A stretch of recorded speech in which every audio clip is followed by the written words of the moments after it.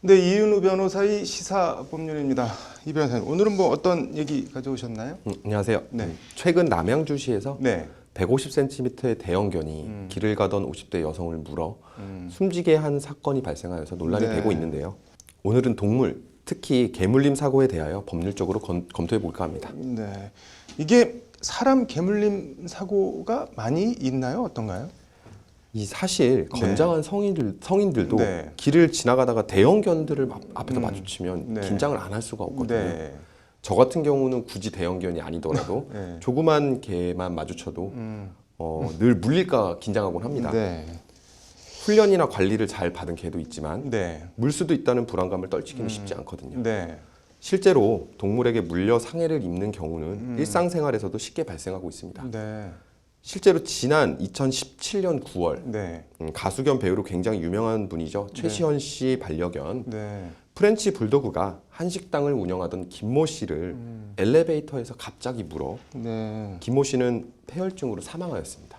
아, 또한 작년 5월에는 네. 유명 배우시죠. 김민교 씨의 네. 반려견 벨지안 심도그가 네. 나무를 캐던 80대 노인을 물어서 이 피해자도 치료 도중 사망하였습니다. 네. 이렇게 개물림 사고는 네. 엘리베이터, 네. 나무를 캐다가 갑작스럽게 발생할 수 있습니다. 네.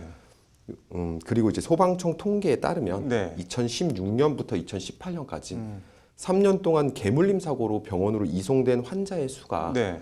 무려 6,883명으로요. 네. 하루 평균 6인 이상에 달하여 그 네. 문제가 매우 심각하다고 볼 수 있습니다. 이게 지금 개물림 사고 관련한 법이 어떻게 돼 있나요? 네. 일단 동물로 인한 사고는 네. 우선 동물보호법 제13조와 제13조 2에 따라서 네. 견주는 외출 시에 반려견에게 목줄 등의 안전 조치를 하여야 하고요. 네. 특히 맹견 5종, 네. 즉 도사견, 아메리칸 핏볼 테리어, 네. 스탠퍼드셔 테리어, 네. 아메리칸 스탠포드셔 볼체리어, 로트와일러의 경우에는 네. 목줄 및 입마개를 의무적으로 착용해야 합니다. 네. 만약 견주가 반려견에게 목줄, 입마개 등의 안전조치 의무를 미이행하여 네. 사람을 상해에 이르게 한 경우에는 네. 같은 법 제46조에 따라 네. 징역 2년 이하의 벌금은 2천만 원 이하의 벌금, 사망에 이르게 한 경우는 네. 3년 이하의 징역, 3천만 원 이하의 벌금에 처하도록 규정하고 있습니다. 네. 꼭 동물보호법이 아니라 하더라도 네. 개물림 사고의 견주에게는 네. 일반 형법 제266조 내지 267조의 과실치사상죄의 성립도 가능합니다. 네.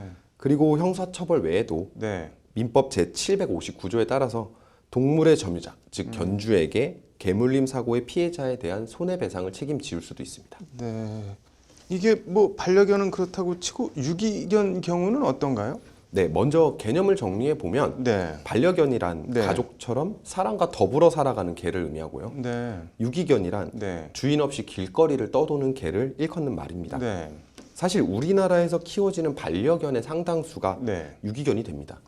구체적으로는 견주가 내다 버리는 경우가 대다수이지만 네. 견주가 혼자 사는 가정이나 독거노인 등이 사망하면서 키우던 반려견이 자연스레 유기견이 되는 경우도 많습니다. 네. 그런데 원칙적으로 네. 개물림 사고의 피해 책임은 견주가 지도록 규정하고 있는데 네. 유기견의 경우에는 주인이 누구인지 확인할 수가 없어서 피해는 발생했지만 책임질 사람은 존재하지 않는 상황이 발생해서 네. 그 문제가 심각합니다. 네. 최근 남양주시에서 개물림 사고로 사망한 50대 여성에 대하여도 네.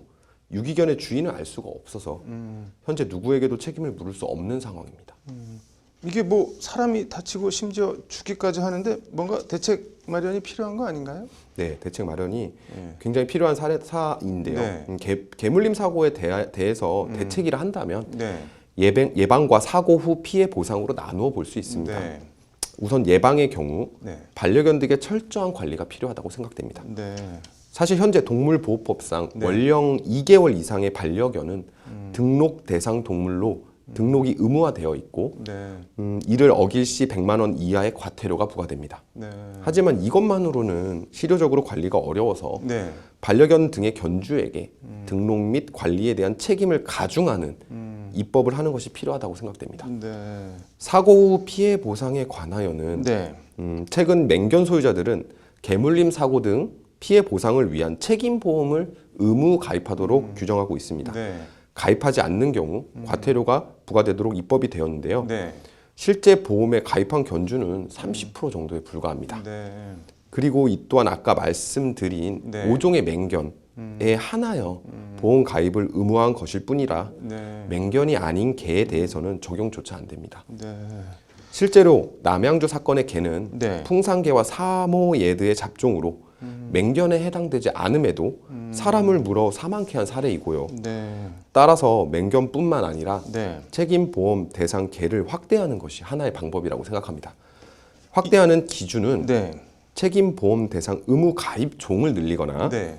꼭 맹견이 아니다 하더라도 대형견은 심각한 개물림 사고 피해를 발생시킬 수 있는 만큼 네. 일정 크기, 일정 몸무게 이상의 개를 일률적으로 책임보험 대상으로 늘리는 것도 가능한 대안이라 생각됩니다. 이게 뭐 반려견은 그렇게 할 수 있지만 유기견은 어떻게 하나요?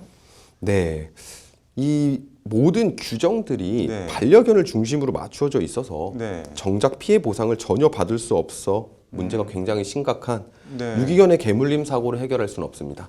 아. 따라서 유기견의 개물림 사고는 네. 그 책임자가 부존재하는 만큼 대승적 차원에서 정부가 피해 보상을 대신하거나 피해자가 지원을 받을 수 있는 구체적인 대책을 마련하는 것이 무엇보다 시급하다고 생각됩니다. 이게 보니까 개를 상당히 무서워하시는 것 같은데 네. 유기견 같은 거 마주쳤을 때 뭐 개물림 사고 피하는 뭐 이런 팁 같은 게 있을까요? 네, 저도 좀 찾아봤거든요. 네, 일단 맹견이나 유기견을 만났을 때는 네. 우선 목줄이 풀렸는지 여부를 살펴서 네, 목줄이 풀렸다면 네. 다가가는 것을 삼가해야 합니다. 네. 그리고 얼굴을 살짝 돌리고 네. 슬며시 개의 행동을 주시해서 돌발 상황에 대처할 필요가 있고요. 네. 근데 무엇보다 갑자기 도망치는 것은 위험하고요. 오히려 굵고 강한 목소리로 네. 가라라고 고함을 치는 것이 도움이 될 수 있을 것 같습니다. 네.